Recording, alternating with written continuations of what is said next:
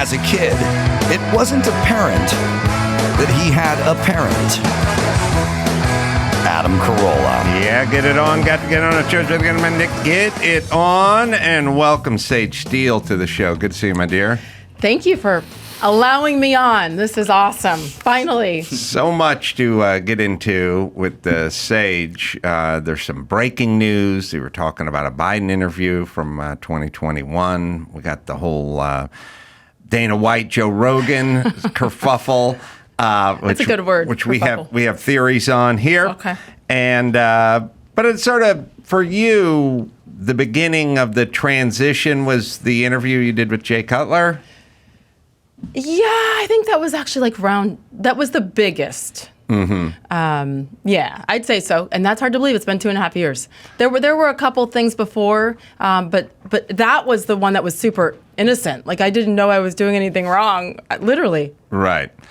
So, it's my synopsis that the powers that be, as this thing was unfolding, especially with COVID, was they were just putting people into two camps. There was a sort of Trump camp and a Biden camp, and we could tell what camp you're in by what you thought about vaccines, or at least they thought they could tell what camp you're in by what you thought about some of the stuff that was coming from Rochelle Walensky or the WHO or vaccines and how effective they were. And so if you said anything about anything, you just got put in this camp. Right. And so the thing was, is people are like, well, why were they reacting so hard? It's a vaccine. It's unproven. It's experimental. Some people want it. Some people don't. That's not what they were reacting to. They were reacting to thinking you were part of MAGA Nation if you said you questioned the vaccine. Yeah. I just wanted to wait. That's all it was. I think being a mother influences that, where when it's not just about you have to think about other humans. And so that's the reason why I wanted to wait. And it doesn't take much, like a Google search, to do a little bit of homework, and it's like average of 6 to 9 years that the FDA usually takes to approve a vaccine. Right. This was shoved through really fast, and it was super political immediately. If it was coming from Trump, which it was at the beginning, then all the Democrats are like, hell no, I'm not touching it. He's evil. We're not going to do it. And if once Biden got in office, if you don't do it, then you're a baby killer and whatever else. So I just was like, wait, once that starts to happen, you should ask more questions, and I just wanted a little more research before we put this into our body. That's all I wanted, but I had to take it in order to keep my job. Right, and you spoke out in sort of, soft terms about it with Jay Cutler, and then ESPN got hold of that, and then the next thing, the ball started rolling downhill, right? Yeah. I mean, honestly, it was a previously planned podcast with Jay Cutler. I'd never even met Jay. Certainly, did a lot of average Bears highlights through the years with him as the quarterback, or later wherever he was, Dolphins. But a publicist of his was a friend of mine and said, hey, will you do this? He's started a podcast and he hasn't had a woman yet. And I'm like, absolutely. It was literally the most innocent thing. In hindsight, I was literally coming from getting the shot. Mm-hmm. I had come from the grocery store, pharmacy, to get the shot. I waited to the very last day because you had to be fully vaxxed by September 30th, 21. So I waited to the very last day because that takes a full 2 weeks, allegedly, right, at the time, to make you fully vaxxed. And I wasn't going to do it. I was really struggling and going, you know what, maybe this is it, and I'm going to take a stand because I feel so strongly about this and being forced to do something to my body. That's it. Just give me 6 more months. Let us do more research. And so I was coming in hot, put it that way, from getting the shot that I didn't think I should ever be forced to do. And then I had a Band-Aid. It was September. It was still warm in Connecticut somehow in September. I had a Band-Aid on my shoulder, and I had a sleeveless shirt on. And I had come right there. So people thought it was a prop. Oh, she did. No, I was emotional because I almost didn't do it, Adam. And I thought, this might be the beginning of the end of my career. So when he asked me about the Band-Aid, and he's like, can I ask you about it? I was like, sure, ask whatever. I held back, because I'm like, I just came from being forced to do this. And all I said was, okay, I just disagree. And I think it's sick and scary for anyone to force us to do something to our bodies, especially a company. But I said, I guess I understand that Disney is a global company, and in order to keep my job, the job that I love, I had to do it. So, and then I moved on because I didn't want to go deeper, but that was the truth, and most importantly, I complied. Yeah. Well, they love strong women of color unless those people disagree with them. And then they hate them more than not so strong men of no color. So that broke my heart, to be honest with you. The people that get slapped around the most in this bizarre chapter we're living in is people who don't comply or who do not comport with whatever bizarre religious, and it's not religious, obviously, but it's a sort of twisted cult-like whatever thoughts about. It could be in the environment. It could be COVID. Whatever they've cooked up this week, Black Lives Matter, whatever shit they decided to pull out of their ass this week. If you do not go along with that, I as a straight white guy get a certain amount of shit, but black people, and especially black women who defy them, become much more threatening to them because they look at that as this is our flock. And when you guys get off the reservation or the plantation or whatever's more offensive you can go with, then they really double down on you guys. There's not many of us. No. Not many of us who speak out, I should say. Yes. Because I think there's a huge difference. Those who speak out and those who probably share similar beliefs. And it's just that there's a fear. And I am, a perfect example of why there's a fear. And I get it. I get why people. I stayed silent for years. Are you kidding me?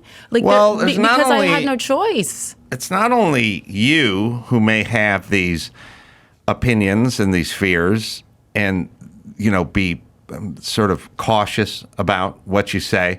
But then there's a network around you of people telling you, don't say this and don't do that. There's a lot of peer pressure. There's two kinds of get the vax. There's get the vax because you think you should get the vax. And then there's get the vax so you can get into a restaurant in Seattle, So it's not just what's going on internally. There's a lot of external, if you have a 13-year-old daughter who's caught up in COVID and she's hitting you every day going, where's the vax? That's an internal battle. Yeah, me too. And an external battle you're going to have to do with. And in Disney's an external battle, which is they're going to get rid of you or they're going to make it hard. I mean, they did the same thing to you that essentially they did to Gina Carano. Correct. You know what I mean? Gina Carano did nothing other than reveal herself as someone who is not down with the cause. Mm-hmm. That's all she did. She didn't do anything that was fireable. She just said,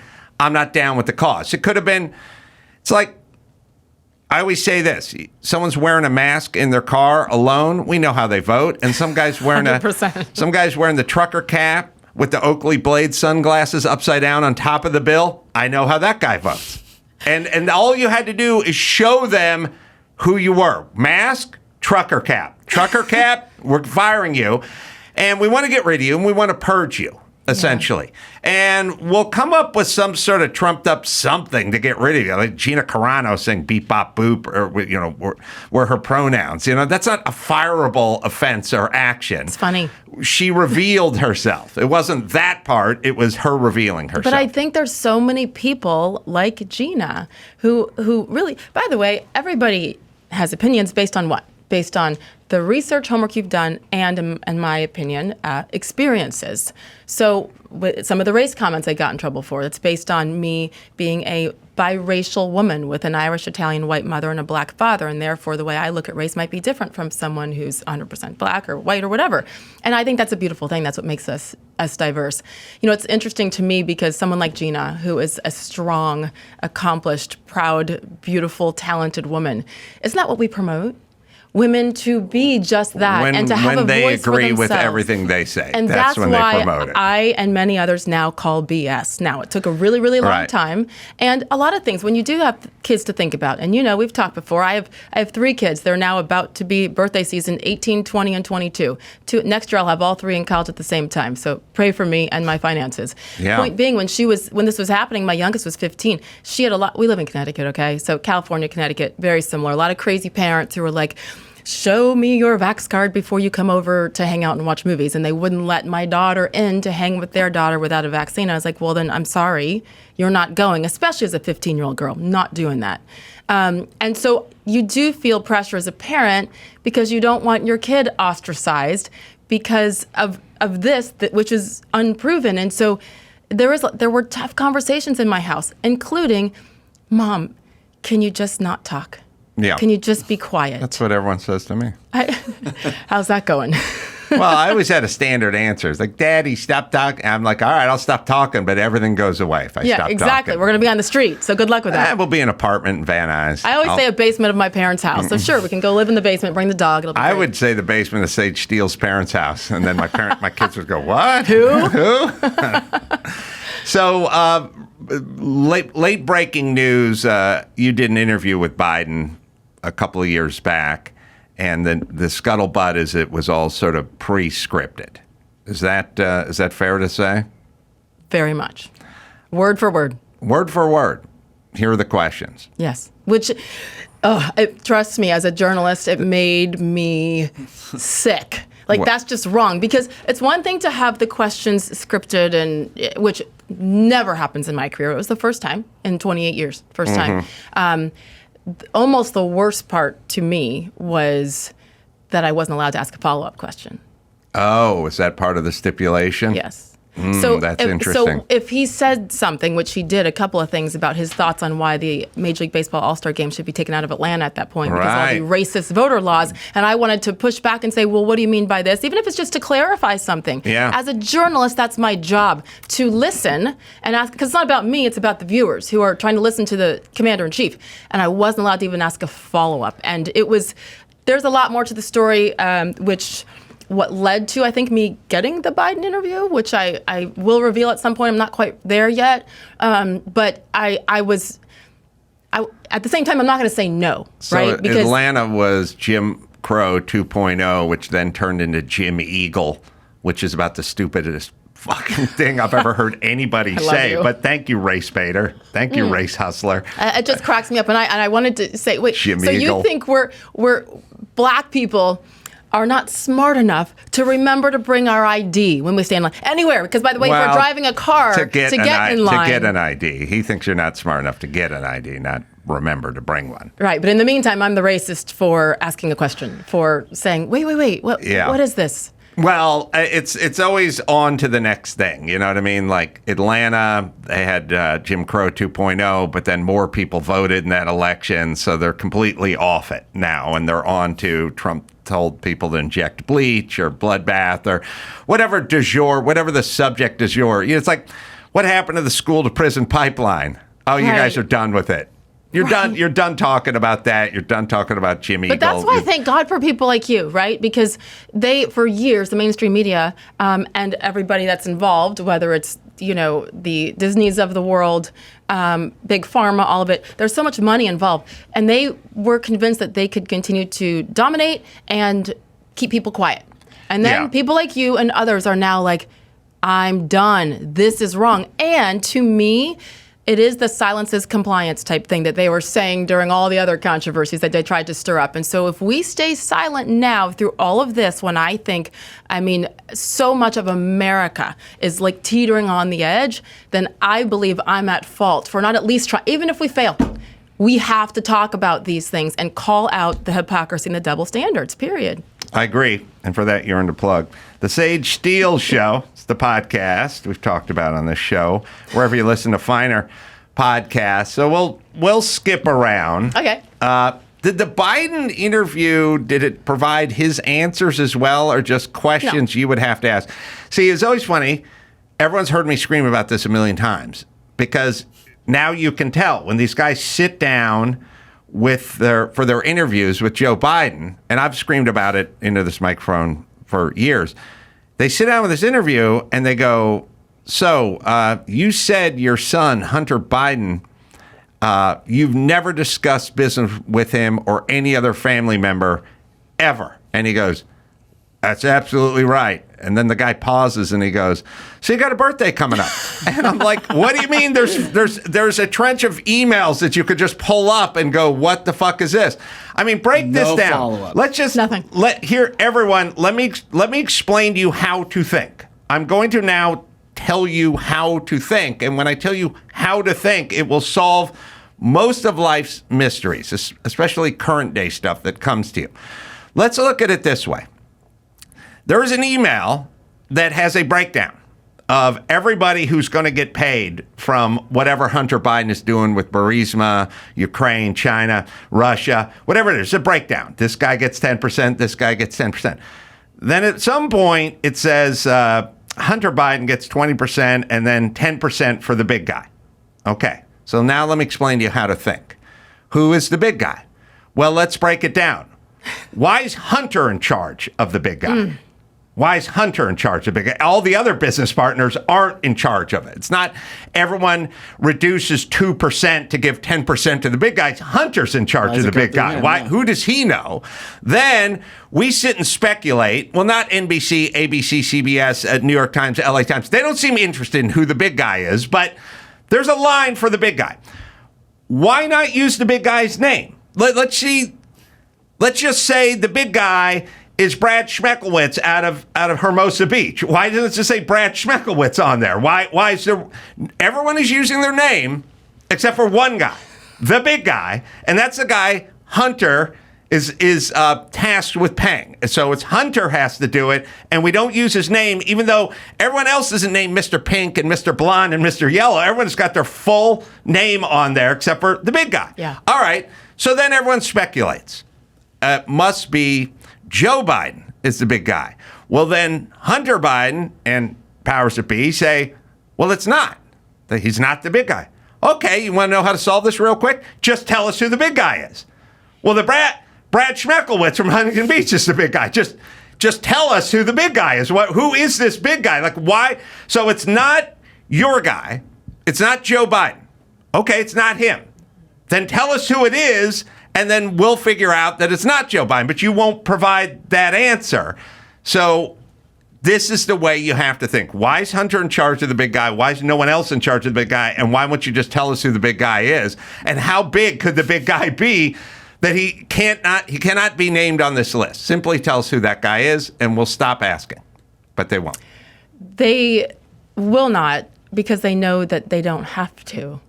They won't be held accountable from any of their bosses or executives. And NBC News doesn't want to know who the big guy is? Nobody wants to know? Because they all know who the big guy is, but they don't want to acknowledge it. That's my point. And that's why they need to not be listened to ever again. And that's why, thank you, Elon Musk. Yes. Honestly. For X. So the controversy with the Dana White, and then there was the Howie Mandel, and then we tried to piece the thing together. I bet you did. I haven't heard that yet. I need to get a clip of that. Well, we figured out two things. Tell me. Through experience, I figured out that you guys both tape in the same building. Yes. So I knew that personally from doing both your podcasts. And then Chris picked out that Dana was wearing the same outfit and Howie Mandel's. Now, that wouldn't work on me because I wear the same shit every day. But do we wash it every day? Not next to godliness with me in the cleanliness department. But we surmised that he went and sat down with you. You thought he was Joe Rogan. Okay. He got a bad taste in his mouth and then walked across the hall to Howie Mandel's podcast and then stormed out because he was already loaded for bear. You must be so bored. I am. Okay, Dana and I are friends. I get it. And he actually, I'd never fully met him. I'd done a couple interviews with him, like when I was at ESPN on Satellite. And he reached out to me after he saw a clip of me going on Riley Gaines' podcast. And it was right after Christmas. And I remember being in Florida, and he reached out on Instagram, and he's like, you know, so proud of you, and we need more strong women like you. And it was an honor that he, you know, for someone who's so outspoken and such a great leader and encouraging free speech for all the people that work for him. It meant a lot. And so we just kept chatting. And then when I was starting the show, I said, I'd love for you to be a guest. And he thought about it, and he said, absolutely. And so he got on his plane from Las Vegas, and what is that, flight 30 minutes on a PJ? Landed right there at the airport. Across the my street. studio's right there at Van Nuys, and came over and did the show. And on his way out, he didn't know that we taped in Howie's studio. That's Howie's building, right? Yep. He had no idea. And so they met at that point, and the rest I'll leave for them to discuss. All right, hold on. Now, But I have to talk about my part. you called him Joe. Okay. Yep, go ahead. Now, I've done your podcast. It was a delightful time, Wasn't it great? except for Mike August and his stupid drink. You got to remind me to get into that later. But Certainly. yeah, he got me a scotch and soda, which I never drink. But He anyway. about spit it across the room. No. I drank it. But the point is this. Do you think that when I asked Dana White to come on, that I didn't know who was coming in my studio that day? Well, here's an interesting, Goodness. here's what I'm curious about. The beginning of the podcast, we donned the socks. Yes. We put the socks on. You did it. Right? I did it. And you walked out with those fuzzy socks on, too. It was so impressive. Yeah. $8 on eBay. 3 hours later. That's all you awesome. got? I could have gotten you more. Yeah, I didn't want to drop your name because it's pretty controversial. Yeah, you're right. Most people want to avoid me. You correct? put the socks on at the beginning, and then at the end, I think you asked them what their dream is. At the end. Right. Yeah. You said Joe during the sock part, and then you said Joe during the dream part, which is Correct. the beginning and the end. So makes me wonder about the middle. The middle was fabulous. The beginning, if you watch the whole thing, which I'm sure you will at some point, and everyone watching and listening, I'm sure you will, or if you have not already. And when he walked in, he had a cup. And I was like, what are you drinking? Because I have something for you here. And that was kind of a funny bit. I didn't know. And he's like, well, it's an energy drink, and it's Joe Rogan's energy drink. And I was like, oh, cool. It means I'm going to be like, buff after I drink some, like whatever. And I said, well, what's the name of it? So I'm sitting down, and I said, what's the name of it? And he goes, I'll tell you after you take a sip. And so I took a sip, and I was like, oh, this is actually pretty good. And I said, what is it? He goes, it's Joe Rogan's energy drink, and it's called elk blood. I'm like, I just drank elk blood. What the hell? So Joe Rogan's name came up immediately at the beginning because it was his elk blood that I was drinking out of Dana's cup. Onward. Apparently, at that point, and I haven't gone back because now I'm afraid to. Right after that, I believe I called him Joe at that point too, like right after the elk blood conversation.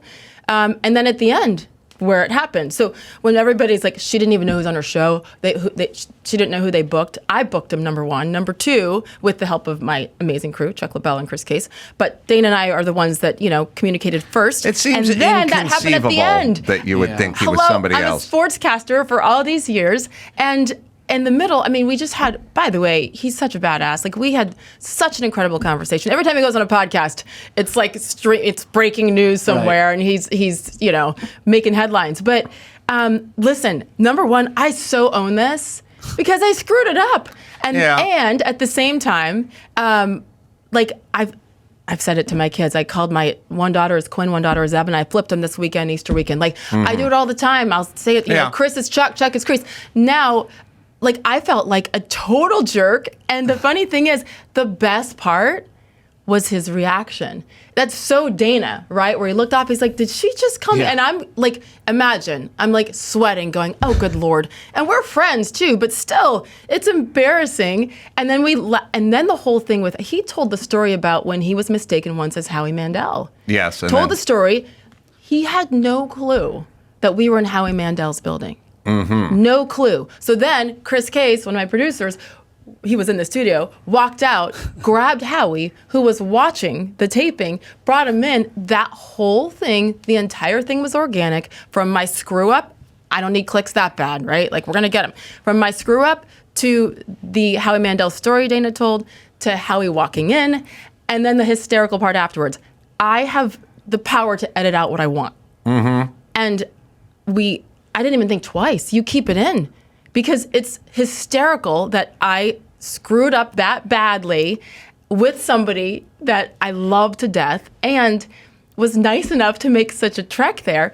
We were high-fiving. The text that he and I have exchanged since then, hundreds, laughing hysterically at all of it. And he's like, go, girl.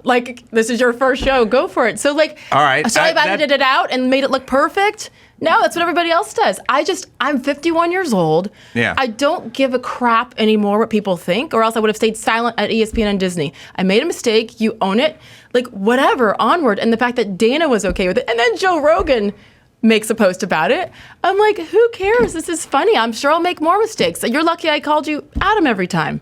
We're going to edit this explanation out of the show. No, and please. then we're just going to have me going, what about this whole Joe Rogan, Dana White kerfuffle? And then we'll just cut to you drinking some coffee and not saying anything. Can you put something else in the coffee, please? Why is there only creamer? You're right. We should get some Chardonnay in there. How you just owned it in the clip. You looked him in the eye and said, yeah, I definitely called you Joe. I thought you were Joe. And let me tell you what's going through my mind. And again, I'm sweating profusely at that point. I was like, Sage Marie Steele, what did you, but because it happened at the beginning, I do that sometimes. By the way, I've done it on live TV interviews every once in a while, too. I see why now that they're giving her scripted interviews, Adam. Yes, understood.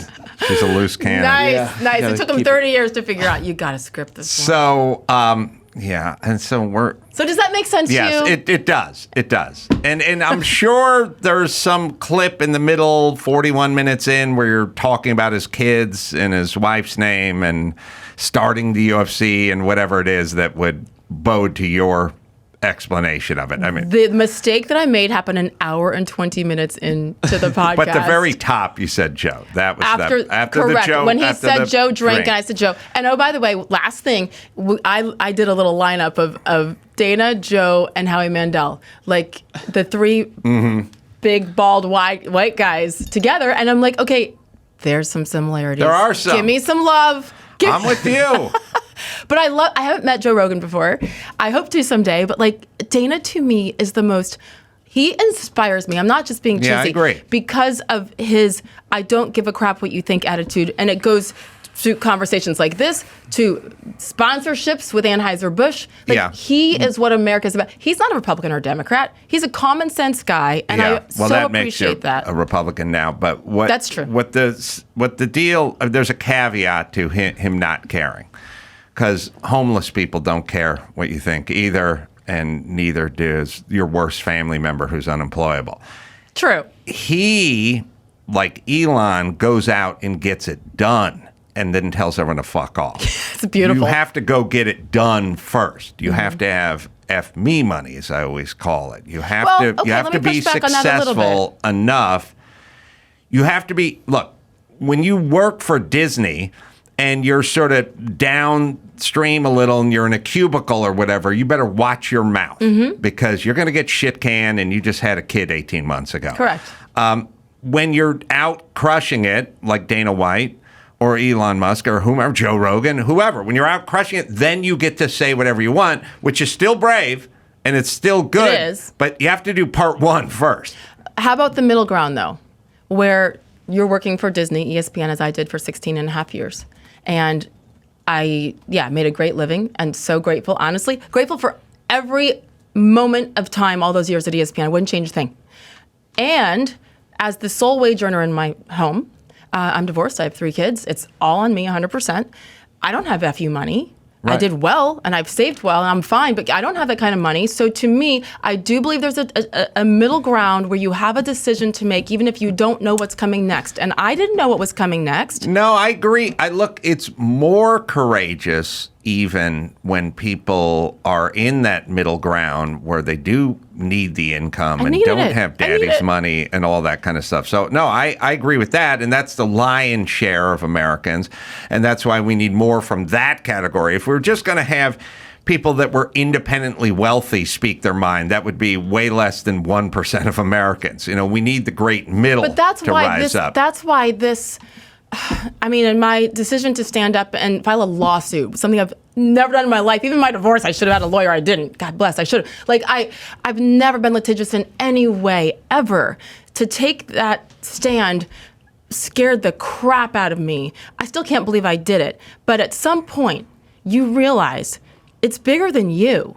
So it's one thing, correct, if Dana or Joe or many people, Megyn Kelly, right?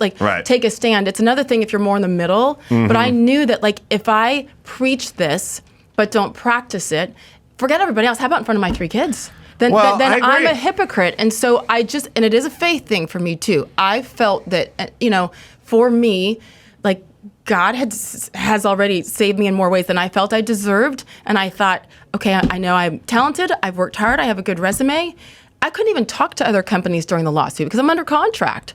So I left not knowing what tomorrow would bring. I don't have a consistent paycheck right now, and I'm not bragging about myself. I'm acknowledging the fear, though, that it is so freaking scary, and you have to bet on yourself at times. You have to hope others see who you are as a person and as a hard worker, a good human being, how you treat others. And I'm an Army kid. I was raised right. I've always treated people the right way.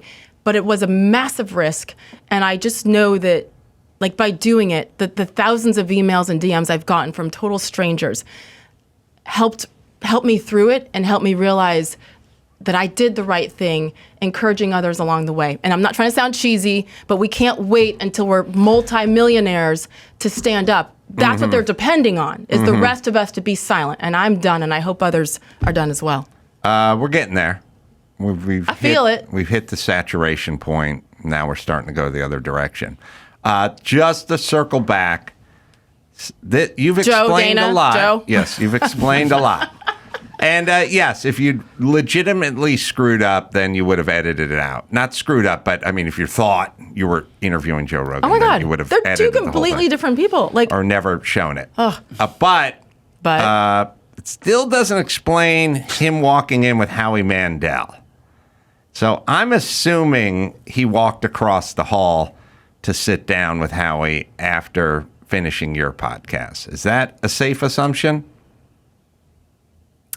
yeah. Okay. And See, as a journalist, you don't ask yes or no questions, Adam, because then that's all you're going to get. I got to check my script that was provided You by went your off team. prompter. Follow up, because I'm allowed. If he wasn't upset over the whole Joe debacle, which he wasn't, he knows who you are, and you know who he is.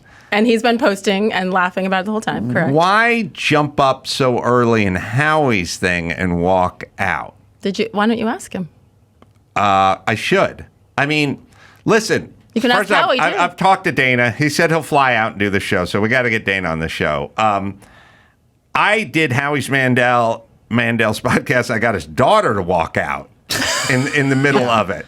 Like, legitimately? Yeah, she started crying and she left. What'd you do? I told her I wasn't down with the whole COVID stuff, you know. And that made her mad? Everybody Did she have a mask on? I don't know. It really only affects crazed narcissists. So you have to be an insane narcissist to worry about what everyone else is doing and 100%. how it affects them. And she said she wanted me to get down with the protocol. Because it affects her. Well, here's what everyone does. Can't. Nobody says because it affects me. They go, I live with my elderly mother, and she is a chemo survivor. And then that's what they do. So they won't do it for guilt. themselves. They do it. So she said her child was sick, and this was endangering her child or whatever. And then she asked me, do I have any symptoms?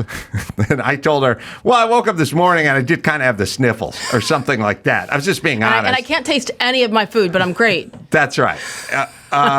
And she just started crying and left. Wait, what? Legitimate. She walked out. So Had you already footage of shaken her someone. hand? I don't think so. But anyway, that's Wait, her. was this like 2020? When was this? Was this this before is- or after the science came this out is that masks and all that didn't actually help us? The science didn't affect anyone who told you to follow the science. You're right, you're right, So you're right. they're immune to the science. The ones that never stopped screaming about following the Correct. science. When the science came out, they didn't really care. That's why I always say hashtag science when it comes to the transgender and women's sports Right, issue. right. Wait, science, right?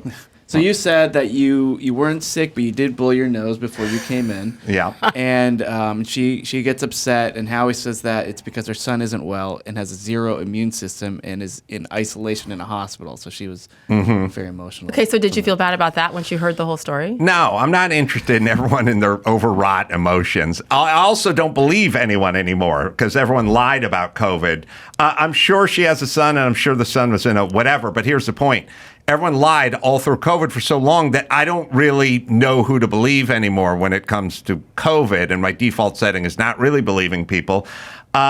It's still their issue. I don't have COVID. I'm not retarded. I don't do shit. I don't do masks that don't work. I don't isolate on the beach. I don't do any of this stuff. I'm fine. That's in your head. That's your problem, which is fine. That's your like someone who has a wackadoodle religion. You know what I mean? Like if someone's standing with a fucked out crazy religion and I'm walking down the sidewalk and they go, listen, according to my religion, whenever you pass a telephone pole, you have to walk around it 3 times and then continue walking your dog. And you go, I don't do that. And then they start crying. Do I feel bad? Answer, no. You subscribe to a fucking wackadoodle religion. That's on you, Dumbo. I love you so much. Here's the thing, though. Like, if there's that much of a concern, depending on 2021-ish, I'm guessing this was. I don't know. Was it longer? It was only like a year ago. Yeah, it wasn't that long you're ago. kidding. Yes. Okay, that's worse. Yeah. But I was going to say, like, if there is that much of a concern, and Howie's been very public, and I love him to death. I'm so grateful. I like Howie. Very public about him being a real germaphobe, and he has many issues with that have affected his life. So I have a respect for that. And even It's when his issue. It's my thing. Correct. It's not I'm not nuts. You're nuts. No, I'm not joining you in the nutty kiddie pool. My point is when you have a podcast with guests, if you're that nervous about things for whatever reason, legitimate or not, then don't have guests in your studio. Because, oh, by the way, if we recall, you can be completely asymptomatic and still have it. Sure. So just do it via satellite, do it via Zoom, whatever, if there's that much of a concern. Otherwise, when you choose to walk out of your own podcast. Yeah. I don't care. But again, Howie invited me. He let us build my little studio in his building. He's amazing. I love Howie. He's so much fun. He's really fun and supportive. And my goodness, what a career. So I haven't met his daughter, though. Well, We'll see. bullet dodged. All right. Now, What I next do now. subject. What else did I screw up? Nothing. Yet. Here's the deal. I got a clip. It's about a minute and a half long because I'm going to get into this March Madness a little bit later on. But you're uniquely qualified to get in on this. And Maybe. no, you are. I pre-deemed you uniquely qualified for this. No pressure.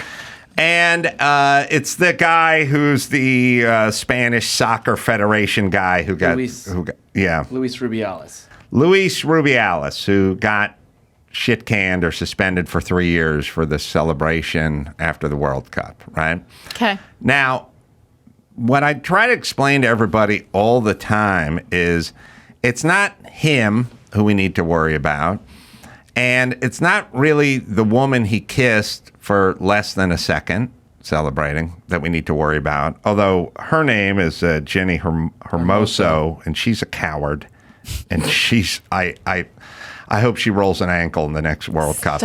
She's horrible. She's a horrible person because she could have stopped this, but she didn't stop it. Okay, so she's an accomplice to this, and she lacks character and morals. Okay, there's a character issue with her, and I have no love for her at all because first off, the people who can nip this stuff at the bud is the so-called victims who weren't victimized. They could speak out and go, "There's nothing to see here," but they won't do it. And then the news gets involved, and the news just pushes forward like he raped her on the podium, you know? All the news stories I looked up had to use a still of him kissing her, even if it was video footage, because the kiss was so fast that it was a zero burger. They had to literally stop it with him clamping his hands on her and kissing her. Everyone on the podium was celebrating. The kiss was less than a second. It was perfectly contextualized. This is as big as a nothing burger as there is. And it's not his fault, and it's not anyone else on this team's fault, except for Jenny Hermoso's. She's horrible. And the Soccer Federation, of course, is horrible. But it's the news outlets and why I could never be a news anchor. So I was looking it up when I was working on it last night, and I found this clip. Well, we could play the full length one if we want as well. Yeah, I haven't Chris seen it. whacked it up. The correspondent is Kelly Kabila, and the anchors are Savannah Sellers, coward, and Joe Fryer, who's a coward, a pussy, a hypocrite, bought and sold. I don't know what it is. Like, if someone just said, hey, do this job and lie, I just wouldn't do it. But evidently they're talentless and they're scared and they're trying to keep their job over at NBC News now. So they report the story and there's no context to it at all. And when you just watch it after a year's gone by, you realize it's patently insane what we're doing. They are turning nothing into a crime and just moving forward with it. Chris will send you the full clip. All right, we'll just play it. Welcome back. We're continuing to follow the controversy and the fallout surrounding the Spanish soccer official who kissed a player on the mouth during the Women's World Cup awards ceremony. FIFA has now suspended that official for his conduct. NBC News 4 correspondent Kelly Kabila joins us now with more on this. Hey, Kelly, good morning. So what else do we know about this suspension so far? Yeah, so Spain's Soccer Federation today is expected to hold an emergency meeting to talk about all of this. They're having an emergency meeting over nothing. The Soccer Federation of Spain, everybody get up at 6 a.m. on Sunday morning. We got to get together and have an emergency meeting. Sound the alarm. Over nothing. It was nothing. It wasn't a 2.5 or a 3 out of 10. It was a fucking 0, and they're moving ahead. And for people who think I'm, overstating this is where we're at. This is the problem about what. This is how we just got fucked in the ass by COVID. Fucking lying assholes like this just moving forward with emergency meetings. Ugh. All right, play it. About this suspension so far? Yeah, so Spain's Soccer Federation today is expected to hold an emergency meeting to talk about all of this FIFA suspension. The Federation president, Luis Rubiales, has refused to resign, saying that kiss a week ago during the medal ceremony at the Women's World Cup was consensual. The player who was on the receiving end, Jenny Hermoso, said the kiss made her feel, quote, vulnerable and the victim of aggression, and also said... All right, stop it right there. You're nuts, stupid, or liar. You're lying, bitch. You're lying. You did not feel like you're being threatened. Those are publicists' words. Yes. Jesus Christ. She could have a little dignity. She could have a little dignity and put the whole thing to bed. Jenny Hermoso could, but she can't. She's lying. Now remember, she initially said everything was fine, but now she's accusing... So she publicly said everything was fine Yeah, at she first? said it was, oh yeah, we just do that. That's what happened. Right. And I think people got into her head. That's the point. They got to her head. Yep. And I'm saying that's where the dignity comes in, Jenny. That's where the dignity How old is is supposed Jenny? to kick in. Do we know? She was born in 1990, so yeah, like 33. Good. Yeah, she's not a Hopefully baby. she's retired. She's not a baby. Good. She can get back to lying full time. good. Dawson, assume the we're player- going back to the thing, sir. Who was on the receiving end, Jenny Hermoso, said the kiss made her feel, quote, vulnerable and the victim of aggression, and also said that she felt pressured to release the original statement, which was almost a tacit support for Rubiales. So FIFA has now opened disciplinary actions against Rubiales. That happened on Thursday. On Saturday, they said he was suspended for 3 months pending an investigation.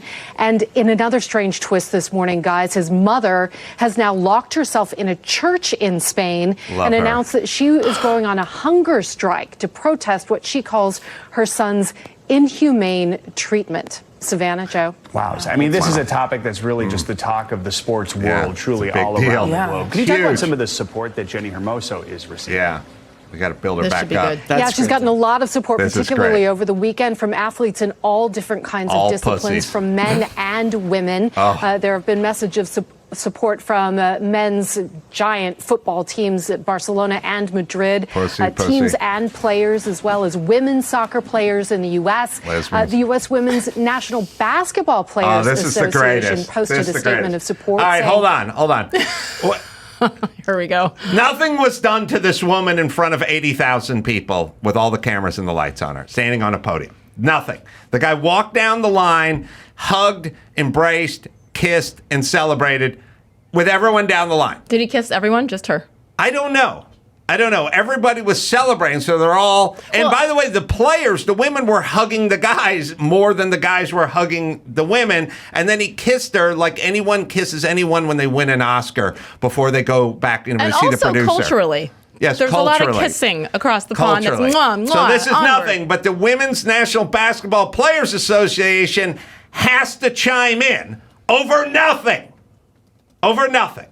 So we can make it into something, so you assholes can think there's something going on in this culture that there isn't. By the way, it's exactly the same as Black Lives Matter. Something happens, it's nothing, you all weigh in on it, LeBron James weighs in, and now it's something, and now you can move on with your narratives. Because if you don't post a statement, release a statement, then that means that you are just fine with abuse of women, rape, etc. Racism, fill in the blank. Right. All right, so here's their statement. As well as women's soccer players in the U.S. The U.S. Women's National Basketball Players Association posted a statement of support saying, "We stand united in our condemnation of all forms of assault against women, and we reject the institutional abuse of power displayed by the RFEF," that's the Spanish Football Association, "and those enabling them. This behavior impacts us all," the statement said. It went on to say the situation involving Jenny. This behavior, celebrating in Barcelona on a podium with a packed house, that affects you all, WNBA? WNBA players taking a knee over this incident with the soccer, it affects them all. They didn't even know what happened. The celebration. Yeah, boy. It's exhausting. This is the end. It's exhausting. Here we go. Spanish Football Association, "and those enabling them. This behavior impacts us all," the statement said. It went on to say the situation involving Jenny Hermoso serves as a stark reminder that no one should escape accountability, including Luis Rubiales. This incident emphasizes the interconnectedness of our community, and went on to say that an attack on one is an attack on all. Except for there's no attack, you crazy do witches. We know what's next here for What's the next? Spanish women's soccer team? I mean, just generally, I do you hope they think that lose this every leads to fucking game. Sort of a cultural issue I in hope they get soccer or women's beaten sports by as a whole? a group of special needs kids from Texas. I think definitely a cultural issue in Spain, at least according to the people who are speaking out about this, including top members of government who are saying that this should be Spain's Me Too moment. The it's their Me Too moment. Are now refusing to play on the national team at all until there's a change in leadership. Their next match is next month against Sweden. And some of the coaching staff, the female coaching staff, is also refusing to work. More broadly, it has opened up a conversation about women's sport globally as well. In fact, Norway's Football Federation president, the first woman to hold that post, said over the weekend that football's journey toward inclusion, diversity, and gender equality is, quote, far from over. Guys. Do you have the live video clip? To see how fast it happened, because your point about them freezing it on that mark is everything. Because if you're staring at that picture, you're like, that's weird. But if you look at it in real time, I think that's important. Yes. It's a nothing burger. These people are fucking clinically insane. It's exhausting. And you're ruining the country. You're ruining the world, you fucking idiots. And it's not their fault. They're hammering checks. It's all the people who agree with them. All right. All right. Let's see. Yeah. They hug. She's hugging him. By the way, her arms are firmly around him. By the way, they know each other. All these people are friends. Like, when you're on the national team, you know all the leadership at the top. That's why she's hugging him back. And it's, mwah, bye. And she smiled and walked away. Okay, this is nothing. And you fucking cowards made it into something. It just makes me sad. It's sad. But the news people fucking get a job slaughtering snow seals or something with some fucking dignity, you fucking losers. But I think to your original point, number one, the video versus the still shot is huge. But most importantly, yes, it is on Jenny to say, okay, maybe we're overreacting a little bit here. There's a way to not allow it to get to this point. But to say I was pressured to make that statement at first and then switch it up, that's just... She has no character. Right. She's a coward. But I also think, to your point, of all the leagues and everybody making statements, at the end of the day, most of these people, and I talk to a lot of these people at the top of the leagues and players and coaches, just like the transgender sports issue, they all agree that it's total BS and there should never be any men playing women's sports on any level. Yes. But no one says anything. They're Then cowards. they release a statement It's or they have a cowards. rainbow patch. Yes. So it's on every level, and I do believe as leaders, that's where it's going to end. Well, but they don't have the courage to do it either. The bigger impact is globally. When they do this, we then think we live in this society. That's the problem. Then they issue a statement. This is assaulting women is never okay. We don't live in that society. They do the same thing with this as they do with racism. They just grab everything, lie about it, overblow it.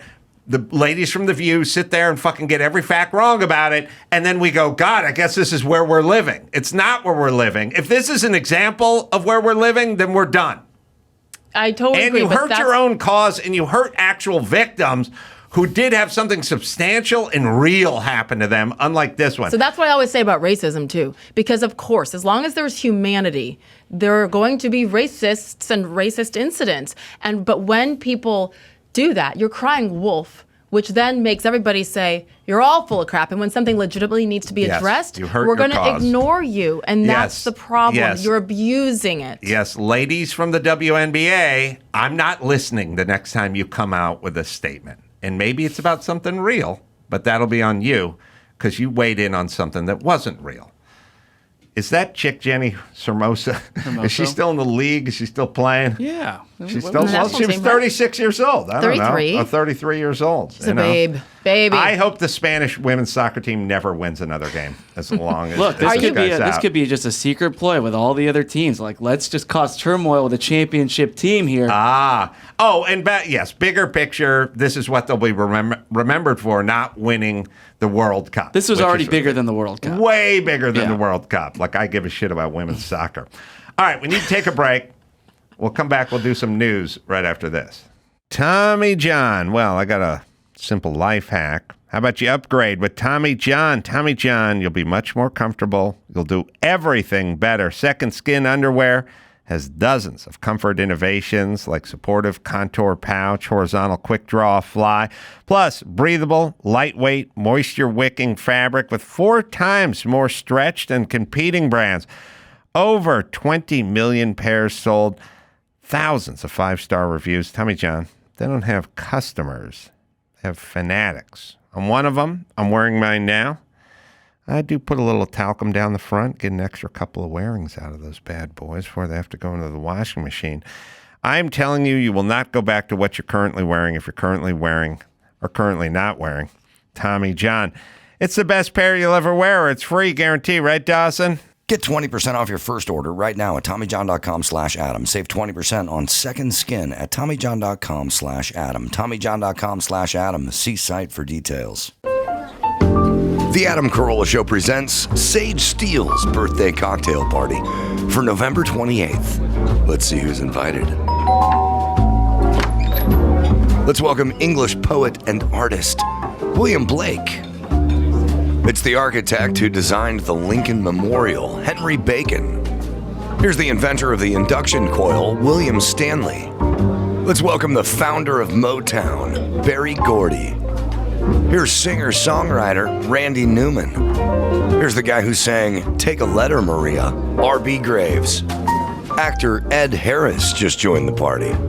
From The Breakfast Club, it's Judd Nelson. The Daily Show's Jon Stewart is here. Anna Nicole Smith just walked in. And the German social philosopher who co-authored the Communist Manifesto with Karl Marx, here's Friedrich Engels. Sage Steele is on the Adam Carolla Show.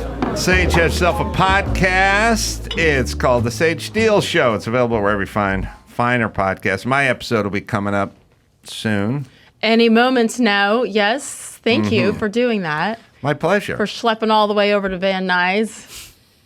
I've been to that location a few times. Yes, it sounds like it. And made people mad. Did I make you mad? No. And you didn't walk off, and I didn't walk off the set. So even though the other incident happened in the same building when you... Yeah. Yeah, when the host listen, left. again, if you like to be irrational, that's on you. But I'm not going to feel bad because you have a problem thinking. That's all. That'll be on you. But that's all COVID was for me. It's like, you're nuts. I'm not nuts. I don't know why I have to genuflect to your insanity because I'm not nuts. This is why I'm moving from Connecticut to Florida this fall. When my youngest goes to college, that means I'm a true empty nester. It's just me. I bought a condo in Fort Lauderdale, height of the pandemic, 2020, sight unseen. And I would go down. I wasn't allowed to, but I'd fly down every other weekend. And you want me to wear 10 masks? I'll do it just to escape. And this is at the very beginning. And there were like 4 people on my JetBlue flight. Best decision I ever made to go there. Not even fully comprehend. We didn't fully comprehend the differences in how states were run based on this. And now, hello, Ron DeSantis. You don't know I until can't you wait. get there. Yeah. All right. What do we got in the news here, Max Spanner? All right. So the city of Minneapolis has just reached a settlement with one of the most vocal witnesses to George Floyd's murder. Donald Williams II. He watched helplessly as Derek Chauvin knelt on Floyd's neck for 9.5 minutes. He was a key witness and at Chauvin's trial as well. So he was recorded shouting at the officers. He's on the body cam footage. He says even after the paramedics took Floyd away, he remained at the scene because he believed he had witnessed a murder. He called 911. He said he alleged that the cops, like they were putting their hands on his chest, trying to put him away. He considered that assault. Why does he get paid?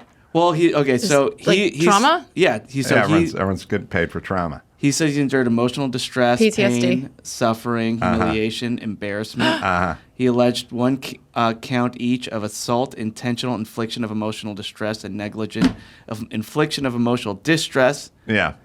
How much? Well, so he sought more than $50,000 in damages for each count, but that's just the minimum you have to ask for in order to get more than that. So, I mean, it's they unclear. settled. Yeah, it's unclear what they settled with. Minnesota's heading into a fucking dumpster. Now it's turned into a shit show over Totally. there. It used to be normal with Bud Grant, Paul Bunyan. Now it's a total fucking Jesse shit Ventura, show. And Jesse right? Ventura, yeah, they've lost it. Minnesota's going to be the next place everyone flees from. Minnesota, Wisconsin, like that whole area is really like that. But I'm blown away that he was able to file a lawsuit. And of course, they just settled to make it go away. So he's a former wrestler who is trained in MMA. And but he alleged. So a cop pushing him in the chest is assault for the guy who fought in the octagon? He alleged that Chauvin threatened him, and then Tao, one of the other cops, placed his hands on his chest, which he took as a threat. So he was fearful for his safety and that of the other witnesses. After fighting mixed martial arts. Okay. By the way, I love how the facts continue to be left out of that entire case. It's crazy. With what actually George Floyd was on and was having breathing problems while in the car before they even touched him. Like, again, let's not let the facts get in the way. They took the original coroner's report and went, come back and do something better than this because we don't want this place to burn down.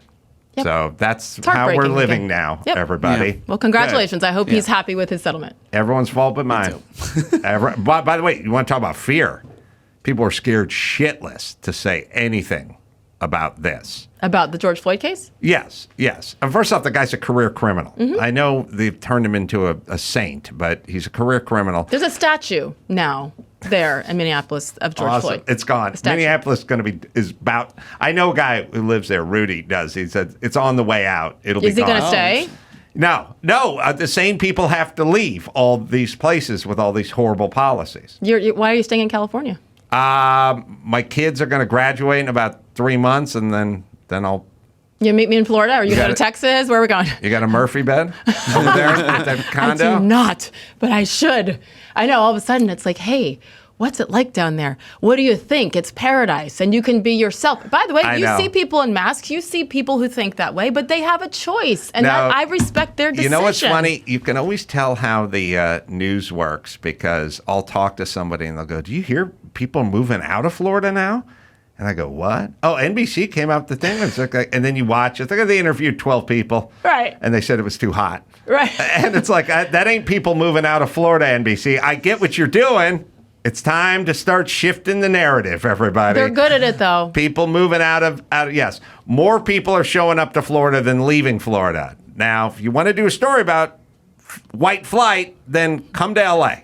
You can do that story, NBC Those numbers News. are squelched. Yes. Well, All right. speaking of Florida, so DeSantis is actually proposing a bill about banning lab-grown meats because this is going to be a new thing. Mm-hmm. So to prevent slaughtering animals, we're just going to be able to grow our meat in a lab, chicken, fish, and but DeSantis and a few other states are very. What are the other against it. states? I'm sure. Is it Arizona, Texas, Arizona? Tennessee. Oh, wait a Yeah. minute. What happened to Don't Say Gay? What happened to that Don't Say Gay bill? Oh, that's just another thing. That's Jim Eagle. That's Jim Crow 2.0. That's all of it. I always said those words were never even in there. They're not in there. But these people get on stuff that's really important to them, and then they forget about it almost immediately. Do you remember what ESPN did? Moment of silence during women's basketball coverage during Don't Say Gay because and we were told to be careful because of all of the news at that moment that there are people who might walk out from our show, our live Sports Center show, and if the crew walks out because of the stance in Florida and there's employees for Disney and ESPN in Florida, then be prepared. We might go to black. We have a statement ready because people were so upset over Don't Say Gay, which was not in the bill. What they do with Don't Say Gay and Jim Eagle and Jim Crow 2.0 is the exact same script we just saw with the Spanish Soccer Federation. Mm-hmm. They take something that didn't happen, then they all dive on it, then they build it up, then they explain their outrage, then they conflate other things. Like, are you telling me Jim Crow wasn't bad? It's like, no. That's not what we're saying. You're saying that gays shouldn't have the right to marry? That's not what we're talking about. You took something, just like this guy took a celebration and turned it into sexual assault of women. Nobody's pro-sexual assault of women. That's not what that is. And then you take it and then you conflate it and then dumb people and scared people buy in. And the next thing you know, the WNBA is weighing in. That's what they do. They do the same with all three of those stories, exactly the same. None of them were a story. None of it happened. And by the way, nobody cares, right? Where's the follow-up? How come we don't care what happened to him or her? I keep asking with all of these stories, and I have for years, why? Control. Why? What is the goal Control. of all of this? And the negativity and what it is it's complete divisiveness, especially with the race card. Oh, God, I love it. I guess is it that simple? It's control? It's control. Which we showed that we are willing to accept with what happened with COVID. No, yeah. That's all. Well, Not everybody. I mean, now there's a... They don't want to go back. Movement, They can't go back and talk about all the times they were wrong because then we may not listen to them in the future. So they just turn the page and explain. Well, now they you didn't see know. if you're walking through CVS or Walgreens, now the announcements are COVID's here to stay. You better get your booster shot. And now you need, since people are questioning the boosters, let's hepatitis B, you better get that. Like they're finding other ways to continue to force fear. We have get someone a who works vaccine here. so Big Pharma wins. We got someone here who's got a 6-month-old went in to get a checkup and they suggested the COVID shot for a 6-month-old. For a 6-month-old. 6-month-old. Oh my God. Oh. I could show you a clip of a couple of black women that would drive you insane. What? I don't think I have time, but What? remember the women talking about hair relaxer? That's on journalism MSNBC? at its finest. Journalism at its finest. And how it's racist to not have the right products? What? I didn't see that. The thing that's crazy about it, if anyone wants to study Big Pharma and their connection with news and how, one hand is washing the other, they have these two women of color. They're going to do a story about how hair relaxer disproportionately affects women of color. One of them clearly was relaxing her hair quite often, so it was already didn't make sense. They did 3 minutes of hair relaxer talk, and then they seamlessly transitioned into 4 minutes of get your child vaccinated talk, which then carried a whole bunch of lies that went along with it while Al just stood there and nodded. I mean, if you... So the relaxer products are racist. Everything's racist, but if you ever wanted to see a snapshot of COVID and media and Big Pharma and bought and sold, look no further than that clip, which was insane. They rolled right into this doctor who was explaining that everyone needed to be vaccinated, no matter how old or young they were. I mean, they're all getting paid. Every one of them. Well, I don't know. We'll play a minute of it, but you can fast forward past the hair relaxer part which always kind of cracks me up. To the topic of COVID, on Tuesday, President Biden announced vaccines are now available for kids under the age of 5. I know a lot of parents out there have been waiting forever for this announcement. What do you want to tell them about vaccinating their children under 5 and how important that is? Unnecessary. Right. For one, I would hope they see that it did take a long time before this was rolled out, because first, safety had to be verified. And that is most important. The second thing I want them to know is oftentimes this was stated early on that kids are protected. But what we know is that 6 times the number of kids died from COVID than the flu this past year, right? We had 600 children who are no longer with us from 2021 because of COVID-19. And there is now a method that you can use to help protect your child from being hospitalized and keep them alive to see next year.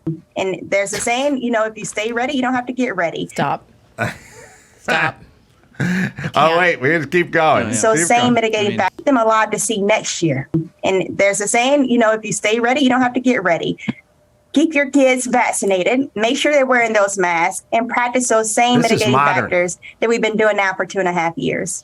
What we do know is that COVID-19 is linked to a number of different disease processes that we can already trace. They say, well, you can't tell the long-term consequences of the vaccine. Well, yes, we can. In Q time, we've now been, I got my vaccine back in December 2020, right? I was the first person at the University of Virginia. We've now been able to track persons like me to see what has happened. Has anything changed? But what we also know is that we're tracking people who have COVID-19, children and adults alike. And what we know is that 1 in every 5 persons who've been infected with COVID-19 now has a lingering disability where their organs, their heart, their lungs, their kidneys, their brain is no longer functioning in the same way. They're lying. She's a physician who goes on MSNBC and lies. Completely full of it. 1 out of every 5 people that got COVID, which is millions and millions and millions of people, has long-term organ damage. If that were true, it would be a health crisis that was more catastrophic than the plague and malaria and everything biblical combined. That's criminal. It's criminal. What she's doing. She's shilling for the drug companies, and the criminal act is how nobody fucking knows what's going on. I thought we were just watching a piece about hair products. That's right. And then they naturally transitioned to that. What cracked me up was when it was, the goalpost kept moving back and back and back. And at first it was, if you're under 20, you're fine. Don't worry about it. Now we need 6-month-old babies to get vaccinated. And I hope and pray that these parents of the youngsters, mine are older now, right? But even so, no vaccines for me, for those kids. For COVID. By the way, people say, well, what about the other vaccines? What about, how long have they been around? Yes. How much science have we been able to do? How much research and study? That's different. This chick, I'm not going to call her a doctor. She has a nice name tag. Great. White coat. We can all get one of those. But at the end of the day, for her to say that, knowing that the stats are completely fudged, is very irresponsible. That's the nice word for it. And it makes me sad because they continue to pass on this misinformation and people listen. But where are all the facts and the science and the research about the vaccine injuries? Where's all that? The video on the internet that just gets completely scrubbed when you have perfectly healthy people who, putting it nicely, are no longer healthy, much less keeling over dead in some cases. How about the athletes? I always wanted to know a little more about what happened to LeBron James' son. By the grace of God, he's okay. But all my thing is if I'm a parent, what was he, 18 years old when it happened? Mm-hmm. If I'm a parent and my perfectly healthy child collapses on a basketball court, I'm going to go to that doctor and 52 doctors if I need to and say, let's rule out every potential possibility. When we were doing the story, I kept saying, guys, can we ask our experts at ESPN, doctors, has he been tested? Has he been vaccinated? You have to ask that question if you care about your child because you want to eliminate any possibility. We couldn't even ask the question because then that is what? Then you're anti-vaxxer. If something happens to your baby, are you kidding me? I'm making sure that everything is eliminated. And people weren't even allowed to ask the question. What does that tell you? I wish you were my mom. My kids don't always like it, put it that way. Let me talk to them. Please do. I'll write you a put check. my cozy socks on. But it's and we'll hard have a because as sit-down. teenagers, though, I mean, they just want to be normal. They don't want Everybody- their look, mom mouthing off or their dad mouthing. This Coaches, entire- teachers say things to my kids. this I feel bad. This entire ordeal was predicated on people wanting to get along, not being called an anti-vaxxer, not being called anti-science, not being called racist, not being called homophobic. Their entire ruse is that we just want to get along, and so we'll go along with their bullshit, and that's why it works. But it's just like the race stuff, too, where we got to make sure that as a white, middle-aged man, that you need to know you are privileged. And if you don't acknowledge that, then you are a racist. And by the way, what's the common denominator in all of this? Money. Yes. Money. Well, they ran into the wrong hombre. Yes, they did. Because I dug footings with a coffee can under condemned apartment buildings in Koreatown when I was 19. So I had zero privilege. So it doesn't work when they try to lay it on me. So they can all suck my dick. All right. On that happy note, Sage Steele. Yay. The Sage Steele Show. It's available wherever you listen to Finer Podcast. My episode's coming up sooner than later. The Adam Carolla. It was a delight. Dre De Mateo's coming up. Coming up as well. Very outspoken. Jason Mayhem Miller in studio, and we'll do that right after this. This show is sponsored by BetterHelp. As winter ends, people get together more. It's time to check your social battery. See how it's doing. You know, I've always loved therapy. I've always been a big fan of therapy. I think you get your head going straight and everything else follows along. Therapy can give you the self-awareness to build a social life that doesn't drain you. If you're thinking about starting therapy, give BetterHelp a try. It's entirely online. It's convenient. It's flexible. You don't have to sit in any waiting rooms with any prying eyes. Just do it all from the comfort and safety of your own home. Just fill out a brief questionnaire. Get matched with a licensed therapist and switch therapists anytime at no additional charge. You know, we love therapy. And I'm a big fan of it. And you should be too. And now you have no excuses with BetterHelp, right, Dawson? Find your social sweet spot with BetterHelp. Visit BetterHelp.com/Carolla today to get 10% off your first month. That's BetterHelp, HELP.com/Carolla. It's time to check Adam's voicemail. Hey, asking for a friend. His wife is sick of him talking about Carolla all the time and wants to know if there's a support group on any type of platform that could help her. Again, asking for a friend. Thanks for all the good advice. Love ya! You can leave us a message at 888-634-1744. Jason Mayhem Miller in studio. He's I don't know if I want to say a mixed martial artist, earlier in the UFC. 23-10, which is 23-10 is not a great, it's not a spectacular boxing record, but it's a really strong MMA record. Would you agree with that? Yeah, you know, I gotta update that because this is like, I come from a time where we fought in these like underground type tournaments, even before the TV deals and whatnot. They had these crazy like underground events that, you know, I really padded my record over there. But yeah, internet wise, yeah, not a bad record. No, what? Tell us about the underground fights. Back in the day. What year are we talking about? We're talking 98, 99. There was like, you know, and I was like a kid. 18, 19. Yeah. And, you know, they would have these events either at like a veterans hall or maybe a warehouse, like, and just have tournaments, like have fights there and just local yahoos would come up, 2,000 people max, you know, it'd be like what's this called? Like a wedding planners you'd use those chairs and mark out a janky cage or a ring. You know, I fought a lot of fights in a ring, and we would. Man, it was before really there was these. Were you wearing the MMA style gloves? Yeah, MMA gloves. I fought before with no gloves. There was headbutts legal. it was, you know, it was before they really like tweaked and figured out all the details of fighting. Yeah, it was a very strange time in my life as a teenage boy fighting grown men in front of a bloodthirsty crowd. But your record would be padded. Yeah, there you go. If they counted, if those are sanctioned fights. Yeah, they were saying that, it was weird. They had sanctioning bodies, but it was the athletic commissions of each individual states, Georgia, Virginia. They would have the athletic commission there, but it was not exactly above board as you'd say today. These days is much different. So where was this? This was Virginia, Georgia, mostly. Because I lived in Atlanta for a big part of my career. Early days, jiu-jitsu was like just bursting onto the scene. So it'd be me against some wild redneck that didn't know any jiu-jitsu, and I could just magically ham him up real quick. It was a crazy time.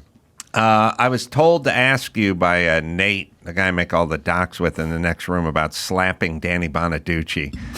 Because Nate knows the MMA world real well and says there's a case. But I don't know what the story was, but I've worked with Bonaducci. It's past the, 7 years, I think it is, where your statute of limitations. So, yeah, I definitely gave him a good hand to the face outside Legends gym. There was a gym that Randy Couture had and my old manager, Jeremy Lappin. And he walked by, and at the time, I was on the Jason Ellis show all the time, and they were beefing, and I gave him the what for outside, and he said, Bonaducci invited me to slap him in the face, to his credit. Oh, that's kind of him. Yeah. And I was so shocked that he did it. I just impulsively gave him the what for in front of like a spin class. I don't know. Only in Hollywood. The weirdest. Do you guys... Speaking of that, it just popped in my head. It's pretty famous footage. The John Stossel, when he got the open hand smackdown from the pro wrestler. You ever see that? Oh, no. You guys know what I'm talking about? I can't imagine that John Stossel, the respected journalist, would be in that kind of business. He was like in a hallway at an event, backstage or something, doing his thing, and he was talking about wrestling being fake. And he said it to, Randy Macho Man Savage or somebody. It wasn't that guy, but it was somebody. And that guy's like, "You think it's fake, brother?" And he just takes his open palm and he just smacks him in the ear and knocks him down. He bursts his eardrum. David Schultz. David Schultz is the wrestler. And then he gets back up and he smacks him with the... Well, it's like he's saying... By the way, he's saying wrestling is fake, not him getting smacked in the head by a wrestler. That's real. It's a crazy... 84. What year? I like it better. 1984. I like it better that it would be Randy Macho Man Savage, though. Yeah. Need a little slap in the face. Oh, yeah. That's way better. Find the clip of it. It's MSG. It's the real deal. And I'm just going to show it because you guys have never seen it before. I ask Schultz questions that I assume all wrestlers have been asked dozens of times. I've seen this What? before. Is it a good business? Yeah, it's a good business. I wouldn't be in it if it wasn't. Why is it a good business? Because only the tough survive. That's the reason you ain't in it. And this punk holding the camera reading he ain't in it. Reading these rednecks out here ain't in it. Because it's a tough business. That's terrific. What, is that all you got? I'll ask you the standard question. Standard question. I think this is fake. You think it's fake? Just knocked him to the ground. Huh? What the hell's wrong with you? That's open hand slap, huh? You think it's fake? Then the left. That left. That was a solid left. He had his eardrum punctured. I mean, I'm telling you, he put his ass into that. That was core strength right there. Did you do that display. to the douche man out front of the spin class? I gave him the... It was surreal that was even happening. So, yeah. I gave him a good one, but you don't by no means burst his eardrum level. Let me give you a little tip. There's kids listening. You don't confront a wrestler and ask him if it was fake because you're going to get the hand. Yeah. But if you see some fake titties, you can bring that up because you might just get a mouthful of titty. Now, how would one bring this up in a very genial manner? Do they feel real? I don't know. I'm saying mess with the fake titties. Don't mess with the fake wrestling. That's all I got so far. I'm going to hash this out. So Jason, you grow up scrapping. You're doing this. When's your first UFC fight? This is UFC 52. Mm-hmm. I fought a unknown guy named George St. Pierre. Oh my God! Yeah, and what was he at that time? I mean, he was like Canadian champ or some kind of legend. Yeah, and then of course he went on to be a really great champion. Many years. I'm the first guy to take him to distance. It was like a damn tough ass fight. Like it was one of those. I had to pack a lunch. But you see, you don't know who you're getting. I mean, you don't know the guy's going to be an all-time legend. Yeah, right? Of course. Yeah, I mean that's how you build. That's how you build things up. The today's like guy fight. I see the guys fighting on these small cards, and every once in a while you can pick out. Oh, there's somebody special. You know what I mean? And I got my eyes on a few guys now that I can see. Okay, this guy will be a dominant force in his weight class. And, you don't know it until you see it, until you showcase it against another tough guy. Usually you want to put like one of those talented guys against a tough guy that will give him a challenge, but, more than likely not have the ability to defeat him. So that way you can slowly bring him along. I know that you're very educated about boxing and you realize what it takes to build up a champion. And it really takes a lot of that, getting the nerves out, like putting the guys against an increasingly more difficult challenge so that they can either rise up there or, fall off. Yeah, so you go too early with someone who's too good and you kind of break these guys and you go line up too many tomato cans and they don't really build up any calluses or muscles or, fight smarts or anything. So it's this weird kind of ratcheting up the resistance but not throwing on 500 pounds onto the barbell. It's 10 pounds at a time. Yeah. And so for you, how much better is the technique now of MMA since it is its own sport versus this collection of other sports that people show up, different disciplines, wrestling, jiu-jitsu, boxing, kickboxing, that all just show up and sort of see which discipline worked the best. Now, if you're 22 years old and you're fighting in the UFC, you grew up as UFC is your sport. Yeah. And so obviously the technique's improved. Yeah. Well, improved and evolved. Like really like it's an ebb and flow of the game. You see a lot of guys, coming out of Dagestan with the dominant wrestling game. And I believe in large part that is because the fighters here in America have developed more of a kickboxing style to kind of give the fans what they want. Everybody wants to see a nice stand-up war, but the reality is that wrestling can really dominate a mixed martial arts match if you can not only decide where the fight goes, but also, take it to the ground when you feel like it or have a better clinch game than the other fighter. The variety of techniques are going up as time goes on, and guys are really adapting and readapting. And it's funny that mixed martial arts is playing out just like a fight. It's come back full circle to being a little more wrestling dominated. A while before, in the 10 years ago, it was way more striking dominated. It's coming along. It's very strange to watch the ebb and flow. What are your biggest marquee fights over your career?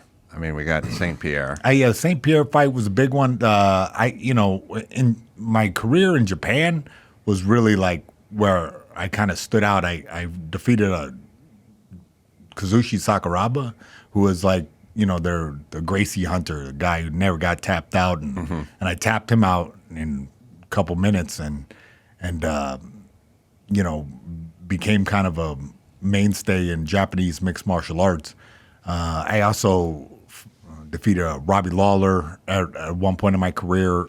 We had like a war. Robbie Lawler has to be Mount Rushmore of toughest guys. Man. I mean, that guy's had some listen here, but pure wars. Listen, the first round of that fight was like, I was shocked because I had worked a lot of kickboxing and the whole style, I realized that, okay, stay away from this guy's big bombs. So I like kicked his legs and moved off to the side and just put on a technical demonstration of kickboxing. And my corner said, hey, he's going to come out here crazy this round. In between the rounds, they said, he's going to come out crazy. And I was like, yeah, I got this. Buddy, he pushed me back to the corner.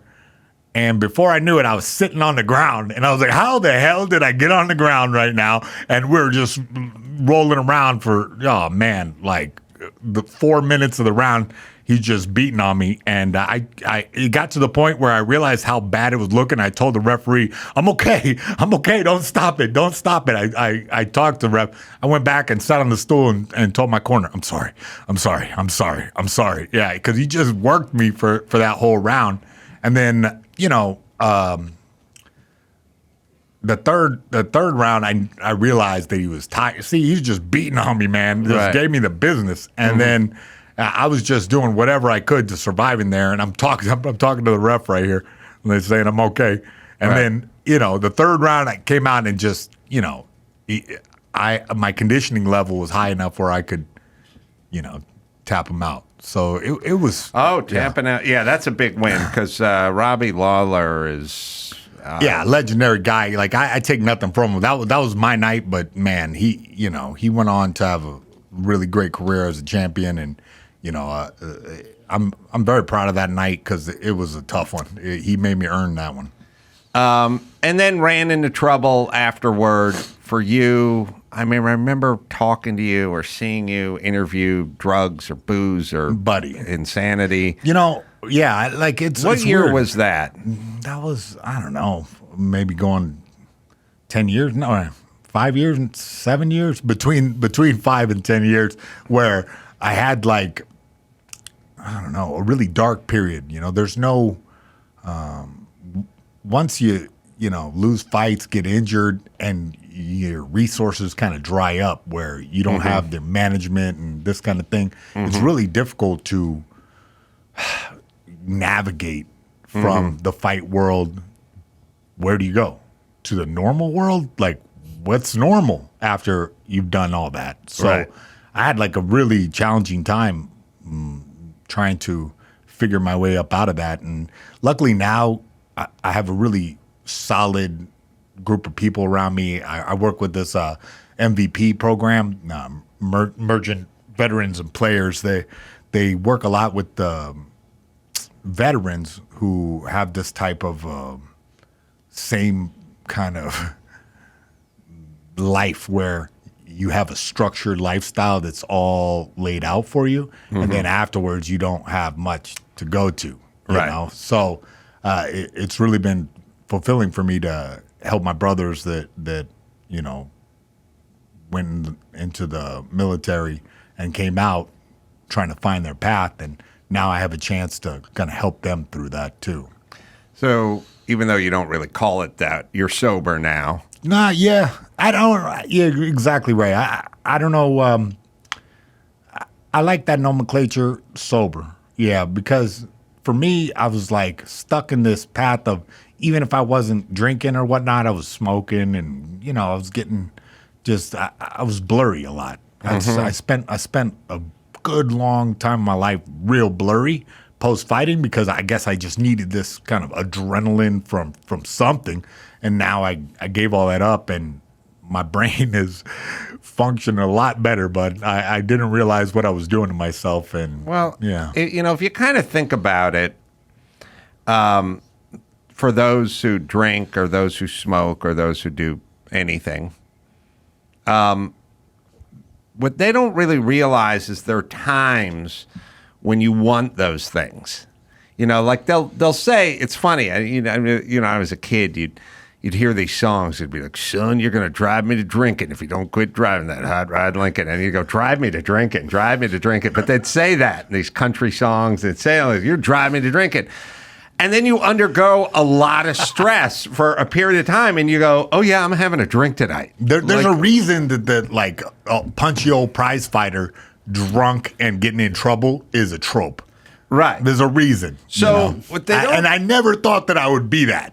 And then one day, I was drinking whiskey on 11 o'clock on a Tuesday, and I was like, I'm that, damn, bud. Yeah. And I was like, oh, man, I'm that guy now. Oh, my God. It was, and I still stayed that guy for years after that realization until, there's some, I wish I could have pushed that up faster, and I don't know how I could have pushed some realization, some clarity.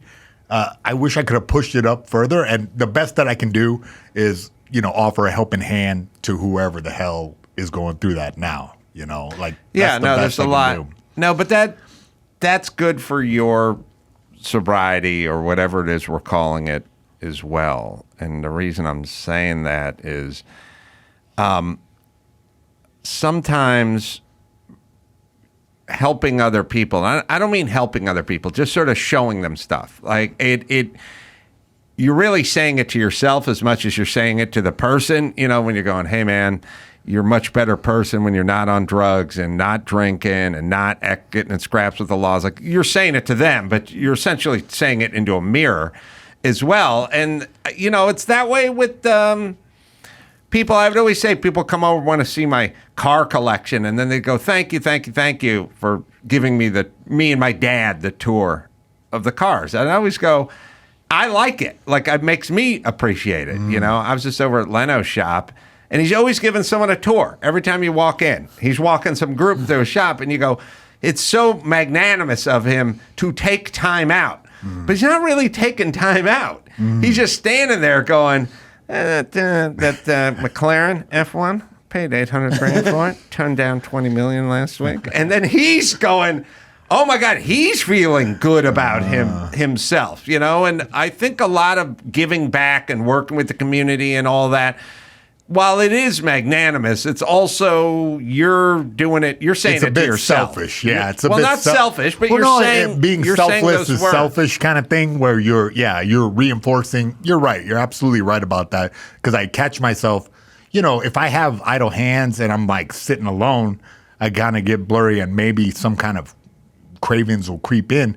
But if I'm reinforcing that, hey bud, let's stay clean, let's stay focused on whatever big task that we're trying to accomplish, then it's easier for me to, not even get into that zone, Yeah, I just don't think that people I don't think my dad's ever, I can confidently say that my 93-year-old dad's never been drunk a day in his life. Really? Never.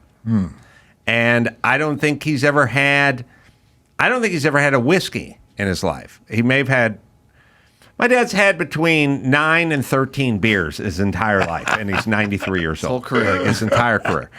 He's never been drunk. But on the other hand, he hasn't experienced that feeling of walking off stage and a kind of relief and being covered with sweat and going, I need a drink. You know what I mean? Or getting out of the octagon and getting your hand raised. Listen, and that night going, I need a drink. I'll tell you what, listen, I'm sure there's a genetic component to it. I'm not a scientist, but I will say, okay, for years, hated my dad pretty much. Hated him. And it's weird that it drove me in my career to fight better. Kind of, it just every day I was kind of whooping my dad's ass. In a little, I focused that energy, this kind of, because I was mad because my dad, he had drinking problems and was kind of a monster in my youth, and it made me mad. And I always in my head, I'm like, I'm never gonna be like that. Never gonna. And so for many years, for my entire career, I would drink here and there, or after a fight, after go party, but then back to work and no, don't do that. And then life piled on me. Bad, lose fights and get injured and bad, trauma happens. And then the hot rod Lincoln comes up and I'm driving to drinking. And, and then I totally understood him. I understood, I remember I was in California and the first time I kind of forgave my dad a little bit was I heard that song, A Boy Named Sue. And I was like, no wonder he was so tough on me, because he knew that the world is tough and you got to be tough to make it in this world. And I called him and was like, hey man, I just want to let you know. And I hadn't talked to him a couple years. And I was like, hey, man, I just want you to know I love you. He's like, are you on drugs? That was his first question. You on drugs? And I was like, nah, I just, I heard the song. And he's like, oh, yeah, I know that song. And that was the extent of the conversation. That was it. He was like, all right, well, have a good one. And and then we kind of settled back into it. And then I flew him out to watch me fight and UFC. And then, Did you win? No, hell no. That was the George St. Pierre one. And it was, what is fights on here? The big, remember I was talking about the big ones and the small ones? The wins and the losses. I was curious about the biggest wins and the biggest losses. I lost a bunch. There's no shame in George St. Pierre because he's really an all-timer. I think he even retired for a while and then came back. Yeah. Had you still hated your dad, do you think that it would have helped? What do you mean? Because you're using it, but now you flew him out there. Yeah, maybe it would have helped. I don't know. The reality of the situation was that, I hated him for something he might not have been able to control, really. And I didn't realize that until I got stuck into drinking. And, it was part of me that I had to face. I had to realize, okay, when I drink, I don't stop. I keep it going and keep it going.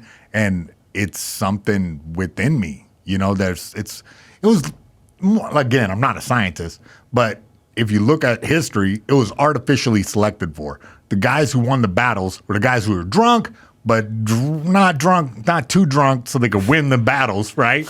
Go spread your seed after that. And that happened thousands and thousands of times down through history. Dr. Drew always says the survivors, are the alcoholics. Yeah. And they are. Yeah. Of all the wars and the Vikings and everything. My dad would have been a comfort lady for the enemy. They wouldn't even kill him. They'd used him for sex. Yeah. That's right. There had to be a couple of gay guys on the other side of the battlefield. But the drunkards are the survivors. Those are the warriors and the Vikings. You have to think about that mentality. And so now that we live long lives and don't, it's one of those things like an appendix. It's like something we don't need it. Don't need it. You don't really need this, but the sickness is in my head. I got this genetic abnormality, or maybe normality, where you get stuck in a cycle of I need this. Oh yeah, I'm fine. And we're waking up and I'll have a drink. I'll have a beer at lunch, and then there's plenty of people who don't go to prison who drink, daily. But I ain't that guy. Eventually it leads me to a dark road, and I don't want to go there again. Well, good. Yeah. Were you in prison? I was. For how long? A couple years. Oh, was it that long? Right. I just remember hearing about it, and I just remember kind of going, oh, this guy's, I think he's lost it. No, I ran into you during a period where I was feral. I went to your show. That reminds me. Yeah. And I had a crazy mohawk. Yeah. And I was living the real dark lifestyle of just off the grid and feral. Right. Feral. There's no other way to say it. What do you remember about this interaction, Adam? I remember it's probably Orange County, maybe Irvine, maybe Brea or something, like that. Irvine, and maybe it was after the show, and maybe Jason came up to the stage, after the show, and I just took a whiff of him and was like, oh, this guy. No, listen, I was wearing a motorcycle jacket or a vest that hadn't been washed in it, I don't know, ever. And, just mohawk. I was really rolling with the tough crowd. Yeah, I thought he's in the midst of whatever he's in the midst of. And he left me out there with Fitzgerald. You took one look at me and were like, dude, I can't do this, and just took off. And Fitzgerald was standing there. Wait, Fitzsimmons? Yeah, Fitzsimmons, my bad. Greg, Fitzsimmons, Greg Fitzsimmons was standing there terrified. You just left me with an animal, it was great. It was pretty funny. I do remember that, and I remember thinking, wow, he's in the middle of this, and it's going to be a while before he comes out the other side. But you did come out the other side, and it's really interesting how resilient human beings are. Once you sober them up and feed them right and get them some exercise and get them some earbuds and some classical music and some hikes on some nature trails, like they can come around. Yeah. Like you come around in a big way. Thank you, sir. I mean, it was not without work. You know, I had to like commit to that. I had to actually, the worst word in my head was sobriety. The worst word in my head was rehab. Like, that was for weak people. I thought because I was strong-minded that I could do whatever and just figure it out on my own. But when you have that shared experience, when you pay attention to people who've been through it and came out on the other side, it's the same as fighting. You get tips and tricks. And on top of that, like we were saying, they're reinforcing their own sobriety. They're reinforcing their own lifestyle changes. You know, you can't just do it like, oh, I quit. That's how I thought. I was like, how do you teach somebody to not do something? You know, right. that was the thing that was sticking in my head where I had to keep going back. But the reality is it's not about learning how to not do something. It's about how to learn to do something new, how to deal with your feelings in a new way without throwing something down on it, smoking something. You know, it's just a journey, you know, and I'm still on it. Of course, I'm trying to help everybody that I can, and selfishly, that helps me. I saw on your Instagram that you're trying to relearn how to talk. Yeah, no, I'm telling you right now, even right now, I'm sitting here with the Godfather of talk right here, and I'm like, oh man, let me just New York unique, like try to like because I was stuck in a box for a good long time, and many, because of my background, they stuck me basically in solitary for a good long time, where you just are. Where were you? Yeah, well, that in the Orange County Theo Lacey jail. This is a place for high-profile criminals where you never interact with anybody face-to-face without a giant metal door. And, my next-door neighbor, the guy who cut a guy's dick off, I don't know. Yeah, okay. But, it was just a miserable existence where you don't even talk. You can't, I mean, you could talk, but it's got to be through the wall, or I'm playing chess through a vent. Wow. Yeah. It's miserable. And, once I was past that stage where you're in prison, this is more like living life. It's a miserable life, but at least that you get to interact with people and talk and this kind of have a job. And, I ran the gym. So, makes sense. Yeah, exactly. So it was, man, getting me even thinking about it is kind of, triggering. How many years of that?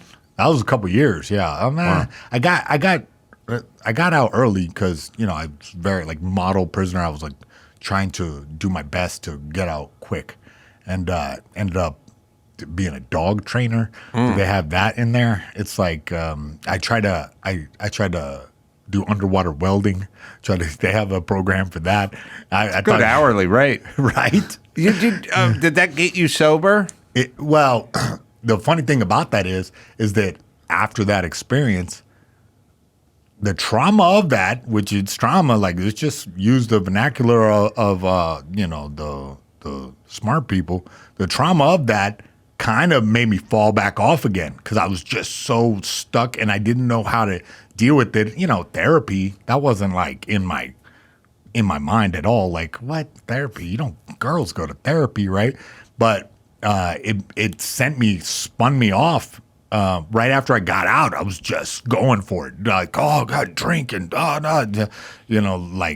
really set me back. Because if I could have got out of there, went to kind of a therapeutic type environment where, okay, do this, do that, and had some guidance, it would have been better. But they didn't do that. They just drop you back off. Here you go. Go back to your old neighborhood where all the bars are, and good luck. And it was stupid. So I asked to go to rehab after I had a good couple months of screwing up. I said, dude, I have to get this together. I'm ruining all my relationships that that I'm just now getting back. The guys at the gym are noticing that I'm acting crazy, and I finally checked myself into a rehab and like went through the whole process, and then follow-up care and this kind of thing. I recommend it for anybody who's going through it. Don't be too tough to go to rehab. How long were you in rehab? It was like a 3-month program. When they dropped you off, do you have a suit and $200 or anything or some Triscuits or anything, or they just kind of dropped you off? No. Are you talking about out of prison? Yeah, they give you the gate money, yeah. Which is funny because I read that the gate money has been the same amount since the 70s. Right. So back when the 70s you got out of prison, you could go start a whole new life. Right. Nowadays, you have enough money to go get a hotel room and get drunk and high. Like, it's really messed up. Like, I get it.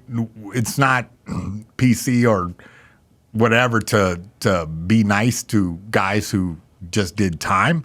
But really, like, well, what else are you going to do? Because you're sticking these guys in, if they come straight out and you give them a couple $100 and you're a felon and now you can't do anything, you're just injecting them into the black market economy.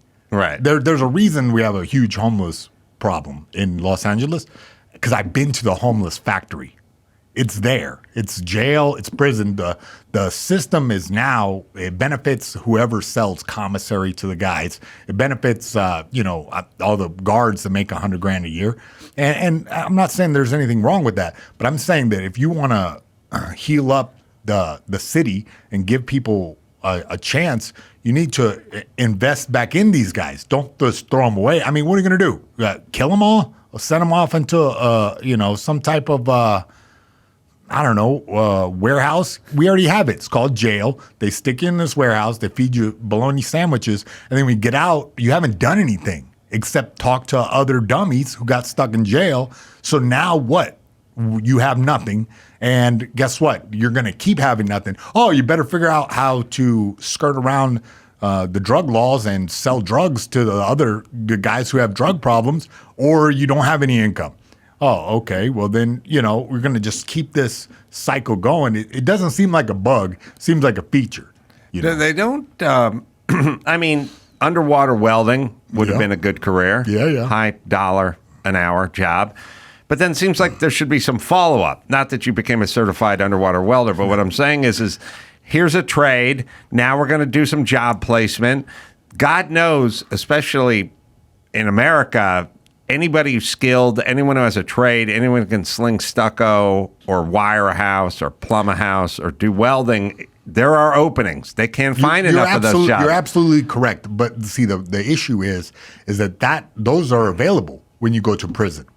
Once you get caught up on a big charge and get stuck in somewhere for an extended period of time, but most people who are incarcerated in the county jail. Oh. And in county jail, you just sit there and you don't do anything, and you wait for somebody to come with their butt stuffed with drugs. And that's it. That's it. It's a really terrible system that we have set up, because it's not really pumping out these welders and pumping out these tradesmen the way it could. There could be that system in place, but it's not. The way that they're doing it is they make a bunch of money off that. Like, everybody in the jailhouses talks about it, because you pay, you got to pay $1.65 for some 10-cent ramen noodles. And it's just income for whoever has that business set up. And look, it's smart. I wish I was in that business. But the reality is it's coming back to the streets. Everybody's wondering where the hell these homeless people are coming from. And it's from there. It's because once they've sucked all the money out of you and sucked all the money out of your family, now you're out and you go to the streets. Could you get what you wanted in prison? Yeah. You could get drugs if you wanted? Yeah. I mean, it's impossible to stop the flow of drugs. I don't know. Anytime the cops plug one hole, somebody else, finds a new one. And on top of that, think about it. It's the same drug war that we see fought out in America is fought out on a micro level in prisons and jails. There's some guard who's like maybe he doesn't get paid $100,000. Maybe he gets paid $40,000 a year. And then what? He can make $10,000 a month selling cigarettes. Right. Or even worse, bringing in methamphetamine or some type of other drugs, fentanyl. If he can get that racket handled, it's just economics. That's the way capitalism works, is that, if there's a demand for a product, there's going to be somebody enterprising enough to figure it out how to do it where they can make money. I was thinking about this. I'm not sure, Chris, if you looked this one up, but we're trying to do a thing, I think, in California where they make it that you're not supposed to call your boss on the weekends or doing it. Did you find that story? Not yet? No. Oh, all right. Well, let's forget about that then. But remind me to get into it later. But put it on the list, man. Come on now. All right. Well, I'll get into that maybe in an upcoming show. But what I do have now is I got our March Madness. Yeah, I didn't mean to get it all dark in here, guys. I'm sorry. No. I know there's a lighthearted show. Adam's the funniest dude, so let's jazz it up a little bit here. No. Well, it's time once again for the big rants of March Madness. Yesterday's irate 8 action in the big government conference had voter ID get ballot boxed out of the tournament by pro-Hamas protesters. And in the pop culture conference, the fired Spanish soccer president said adios to J-Lo. So today we begin the Furious Four. First up, the newcomer to the tournament. Pro-Hamas protesters will try to stop 2-time Classic Conference winner Click It or Ticket from getting to the championship. Pro-Hamas protesters. Oh, I got the wrong order here, Chris. But I'll dive in anyway. Got Click It or Ticket first? Come on, Dawson. Oh, Dawson's got his own thing. I messaged you. You probably missed it. Sorry. Controversy. All right. Pro-Hamas protesters was supposed to be voter ID, but we got our wires crossed over here. I no longer trust any protesters. I don't trust Greta Thunberg. I don't trust Queers for Palestine. I don't trust Save the Whales. I don't trust Save the Environment. I don't trust pro-Hamas, pro-Palestine. The women's march, the gays march, the Irish march, the Italian march, everyone is full of shit. Anyone who now goes outside and protests, you're suspect and I'm not listening to you. And especially the weekday protesters. You guys go out on Tuesday at noon and you protest. Where's your fucking job? How about you pay some goddamn taxes, put your goddamn banners down, and we all know who you're protesting. You're not protesting for something. You're always protesting against something, and that something is the man and founding fathers and God and religion and church and Christ and a family that's intact. So all you are is a bunch of fucking whiny bitches who are protesting, and I don't even think you know what the subject is. And if I moved you around in time, you'd be protesting the Vietnam War, you'd be protesting saving the whales, you'd be protesting the environment, you'd be protesting just a fucking protesting because you love to complain. Click it or ticket. Click it or ticket. All right, it's the most useless thing ever put on a freeway sign. We all know it doesn't remind anybody to ticket or click it or ticket. I want the goddamn freeway sign picked, but either way, it is a waste. They should put inflate your tires. That would save a ton of gas and a bunch of accidents, a bunch of blowouts. They should just put signal. Use your goddamn turn signal. How many accidents are caused because people don't signal and then change lanes while they're going under one of those lit up freeway signs? Get this sign off of my goddamn screen. Get this sign off of my screen. I'm talking about freeway signs. I'm not talking about printed signs on the side of the highway.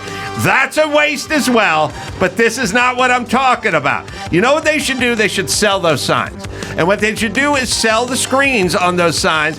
Could you imagine how much you would charge? Let's just say you had an AM talk station and you just said, listen to KFI, AM, 640, 790.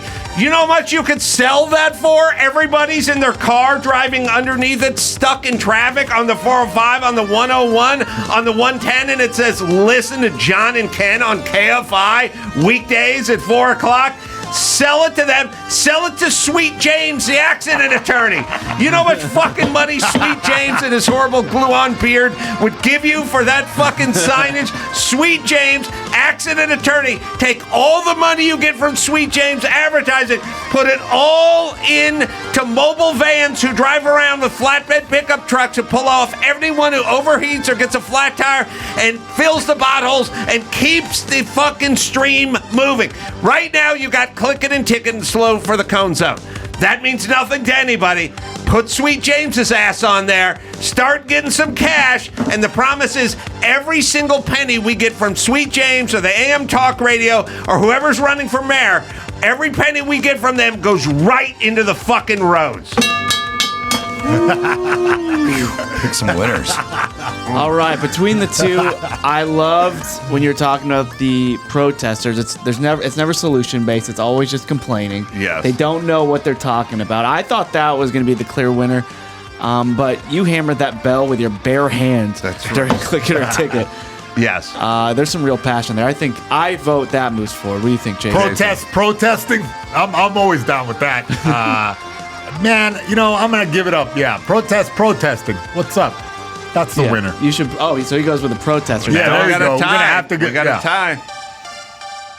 Well, because the pro-Hamas protesters, they just took the ball. They said, you know what? We're taking the ball. We're going for it. I know I mixed up the order, but that was a strong showing. They're in the end zone. Pro-Hamas protesters. All right.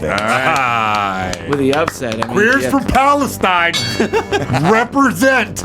Next up, the California Conference champion, LA Councilwoman Nithya Raman, will try to make sure Pop Culture Conference winner, fired Spanish soccer president, kisses the tournament goodbye. Nithya Raman.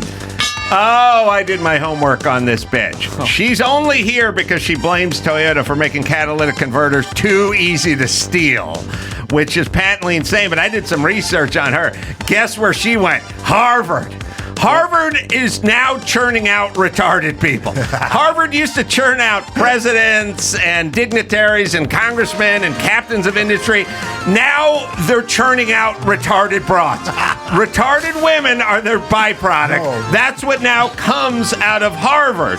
So she went to Harvard and she was part of the Democratic Socialist Party of California. And we elected this fucking 10-cent head. By the way, Nithya Raman, I don't have her top ramen.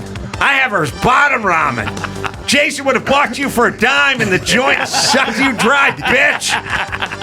I'll swipe right. Oh, and she's also a homelessness advocate, and she's on the homelessness leaderboard, and she blames homelessness on a shortage of housing, not ex-felons thrown out on the street, strung out on fentanyl. Yeah. Nithya Raman, you don't know what the fuck you're talking about.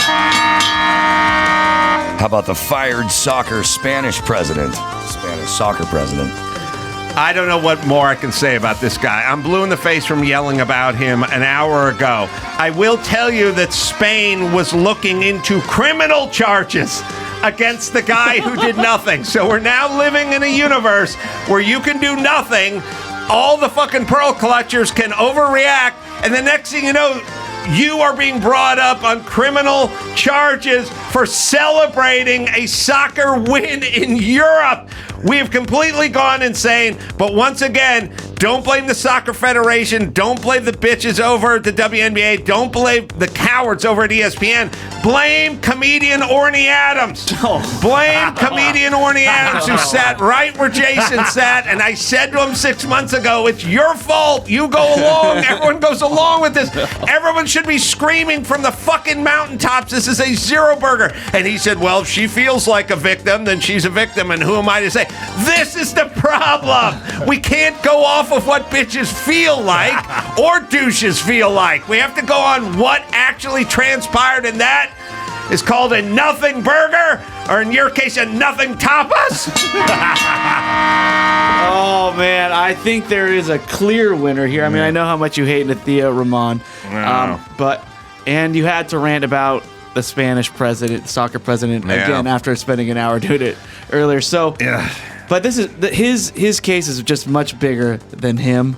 It's involving the WNBA. It's involving women. All of us. Orny Adams caught a stray. Let's. I vote for the Spanish soccer president. Yeah, let's roll España. Well, we will find out tomorrow who will take the title in March Madness. Madness, as it's the fired Spanish soccer president versus pro-Hamas protesters. Check your bracket at adamcarolla.com and tune in tomorrow for more March Madness. All right. Jason Mayhem Miller here. I'm looking through his fight roster. A loss to the Count, Michael Bisping. Yeah, Mike Bisping. Seems like a likable guy. Yeah, I mean, he's douchey, but kind of likable. Well, he's sort of like Chael Sonnen, and like they're kind of douchey, but fun douchey, I guess. Yeah, I think the MMA crowd, they'll forgive some douchiness for, good personality. Jacare Souza, that guy's there's a no contest, it says here.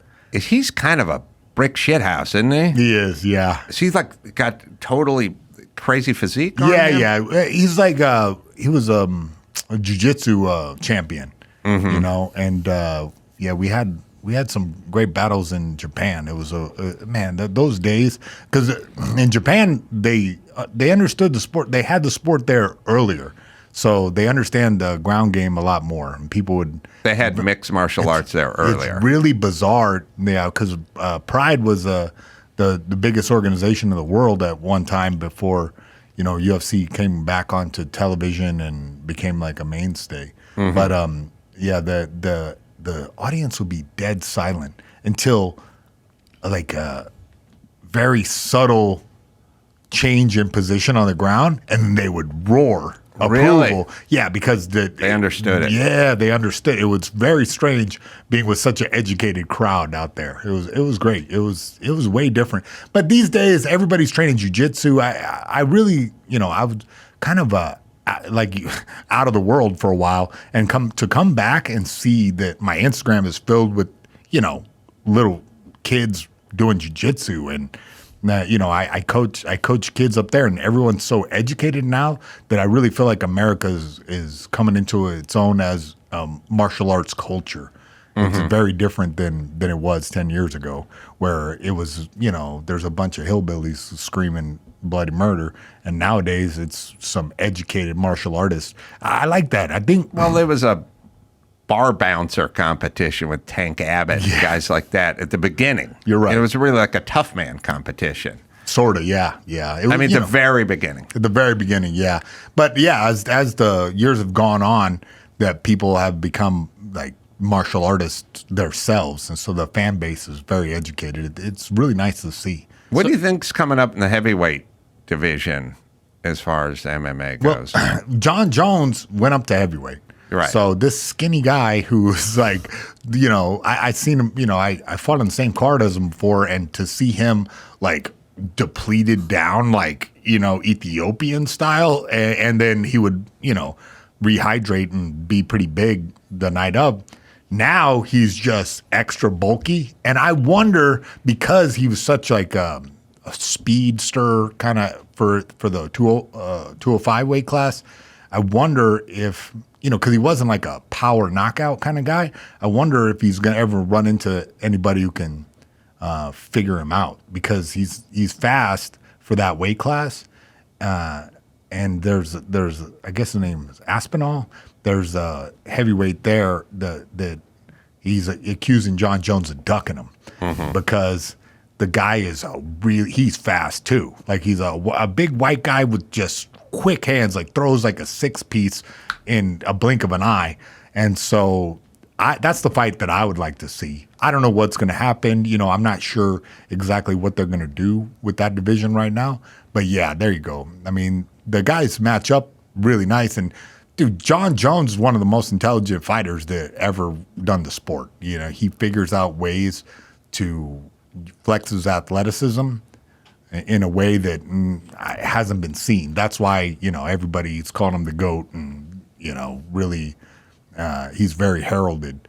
But this Aspen guy's got a lot of heat behind him, and he's just sent guys to the freezer, a few times. Like there's highlights of him out there of him just, throwing them punch at a heavyweight, a guy with really good hands. It's like even in boxing, it's like the more punches you throw up there, the luckier you get. And he throws a lot. So that's the thing that I'm most interested in. Well, guys with long wingspans, their form goes out usually. Traditionally, it's like gymnasts are all 5'3" because you can't do gymnastics at 6'4" because your parts are literally too long. And so when you see guys featherweights, they look so tight, you know, and their form seems tight.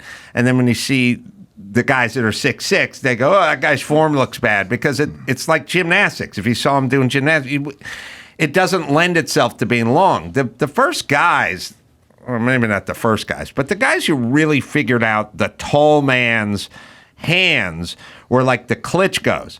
The Klitschkos are 6'5", 6'6", but they didn't throw looping right hands. They threw straight right hands. And the straight right hands, when it's coming from a guy that big, even if your hands are up, it splits the gloves and just hits you. Then you have the other side of that, like Tyson Fury had a weird thing where, he would kind of out-grapple the other boxers. Like he knew that he didn't have the speed advantage on a lot of his opponents, so he would throw punches and then tie up, and throw punches and tie up, and the crowd's booing and he don't give a damn, and then he would figure out how to get a knockout. There's an interesting analog in mixed martial arts of the big guy who's not that fast, so he'll tie up and use the clinch game, dirty boxing, and then come off with the combination. And John Jones, I want to see him, really spread his wings, pun intended, at heavyweight, because